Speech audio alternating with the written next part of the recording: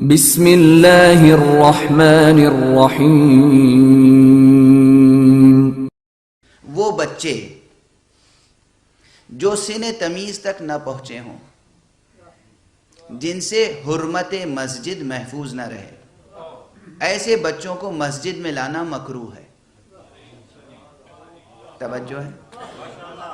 جو بچے ممیز ہوں، سن تمیز تک پہنچ گئے ہوں، چاہے بالغ نہ ہوئے ہوں، انہیں مسجد میں لانا مستحب ہے تاکہ وہ آئیں اور نماز سیکھیں، آداب اسلامی سیکھیں۔ لیکن جو سن تمیز تک نہ پہنچے ہوں، انہیں مسجد میں لانا مکروہ ہے، حرام نہیں ہے، مکروہ ہے، صرف مکروہ ہے۔ محقق حلی مسجد میں درس کہا کرتے تھے۔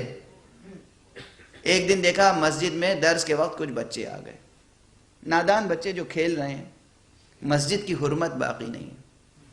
درس روکا کہ بچوں کو مسجد سے نکال دو۔ دل جگر تھام کے سنیے گا واقعہ،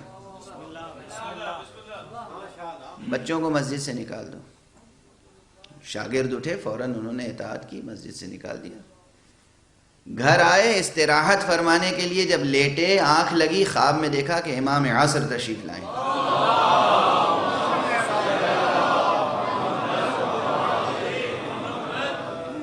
اور بس فرماتے ہیں کہ کیوں تم نے بچوں کو مسجد سے کیوں نکال دیا؟ آنکھ کھل گئی۔ کوئی اور ہوتا تو اس کی کیا کیفیت ہوتی؟ غور کیا۔ دوسرے دن پھر مسجد میں گئے، پھر یہی واقعہ پیش آیا، پھر بچوں کو نکلوا دیا۔ بچے کھیلتے ہوئے آ گئے مسجد میں، کہا نہیں، بچوں کو نکال دیجیے۔ پھر آئے، پھر خواب میں دیکھا۔ ایک ایک فرد سن کے جائے، دین کیسے باقی ہے۔ 3 دنوں تک وہ خواب میں دیکھتے رہے، اور تیسرے دن خواب ہی میں جرأت کی، کہا آقا میں آپ کا غلام ہوں، مگر آپ زندگی بھر خواب میں آ کر پوچھیں گے تو میں بچوں کو مسجد سے نکالتا ہی رہوں گا، اس لیے کہ اگر آج میں اپنے خواب کی بنیاد پر کوئی ثابت حکم شرعی بدل دوں تو نہ جانے کتنے جھوٹے خواب دیکھنے کا دعویٰ کرنے والے پیدا ہو جائیں گے، اور آپ کے آباء و اجداد کا دین محفوظ نہیں رہے گا۔ آقا 11 معصوموں سے جو ملی ہے میراث، وہ محفوظ کیسے رہے گی؟ امام نے کہا تم محقق ہو، تم امتحان میں کامیاب ہو گئے۔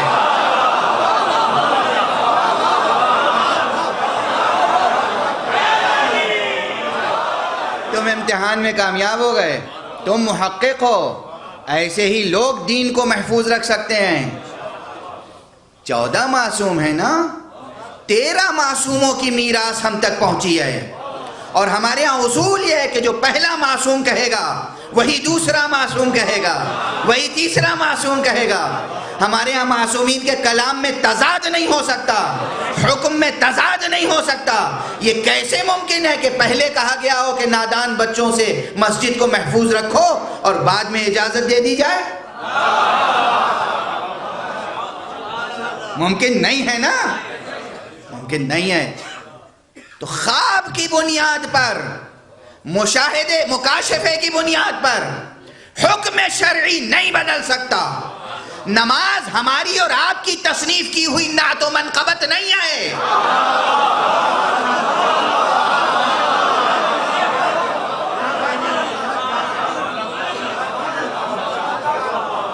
آپ نے تصنیف کی ہے،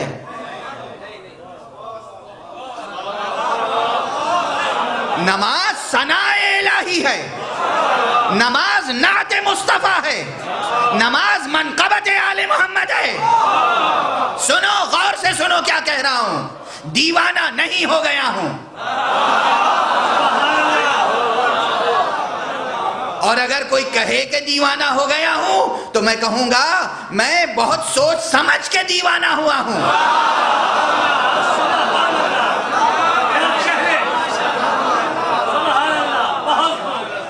نماز ثناء الہی ہے، حمد الہی ہے، نماز نعت مصطفیٰ ہے، نماز منقبت آل محمد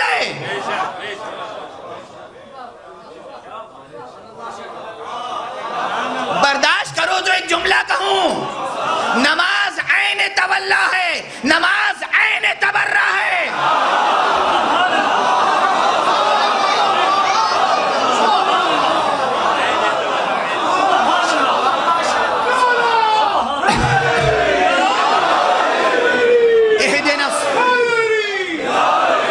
اهدنا الصراط المستقیم صراط الذین انعمت علیہم تولا غیر المغضوب علیہم ولا الضالین تبرہ۔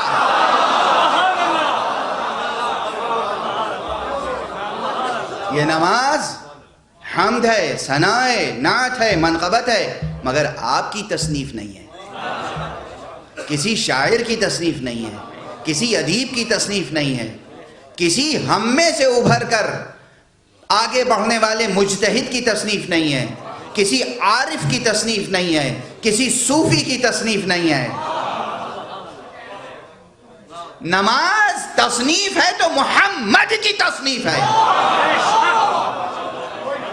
عمل مصطفیٰ ہے نماز، سیرت مصطفیٰ ہے نماز، اس میں کوئی کمی کر سکتے ہیں تو مصطفیٰ، کوئی اضافہ کر سکتے ہیں تو مصطفیٰ صلی اللہ علیہ وآلہ وسلم۔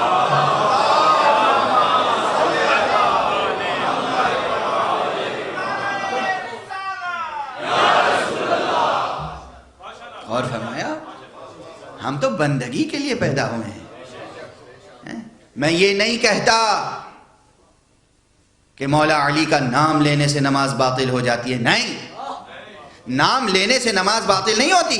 سنیں جملہ، نام لینے سے نماز کو معراج ہو جاتی ہے، مگر ویسے نام لو جیسے نام لینے کے لیے کہا گیا ہے۔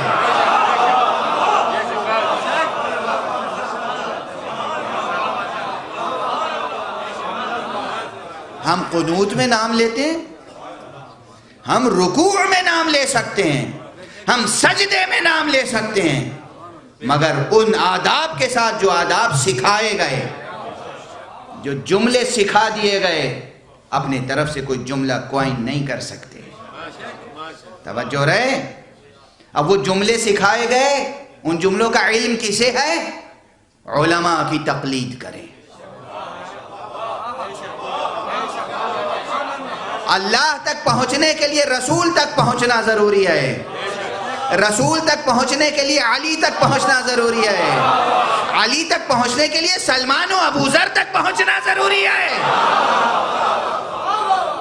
نظام ہے، ولایت کا نظام، ولایت کی حقیقت منحصر ہے ذات احدی میں، انما ولیکم اللہ ورسولہ، اللہ کی ذات میں ولایت منحصر ہے، اللہ ہے ولی، اور اس کے بعد وہ ولی ہے جسے اللہ ولی بنائے۔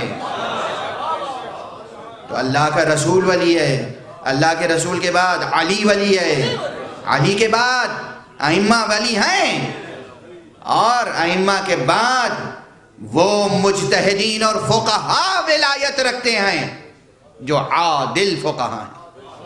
عادل یعنی امانت دار، عادل یعنی وفادار، مجتہدین فقہاء، مجتہد جامع الشرائط، ان کی تقلید کے بغیر آپ آگے نہیں بڑھ سکتے۔ آپ کہتے ہیں تقلید بیعت ہے، نہیں، بے معرفتی ہے آپ کی۔ مجتہد کی تقلید ہوتی ہے، بیعت نہیں ہوتی۔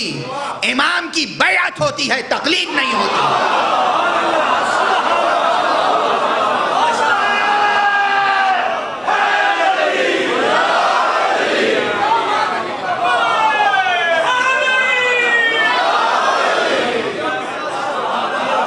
بہت سے پیدا ہو گئے صاحب، ہم تو علماء کو جانتے ہی نہیں، ہم تو براہ راست امام زمانہ کی تقلید کرتے ہیں، اس کی تقلید کرتے ہیں جسے دیکھا نہیں، جسے دیکھ نہیں سکتے۔ امام کی تقلید نہیں ہوتی،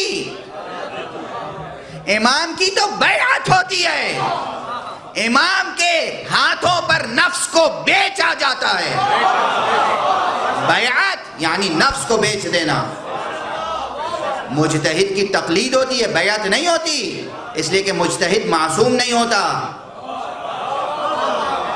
مجتہد کے ہاتھ ہم اپنا نفس نہیں بیچ سکتے۔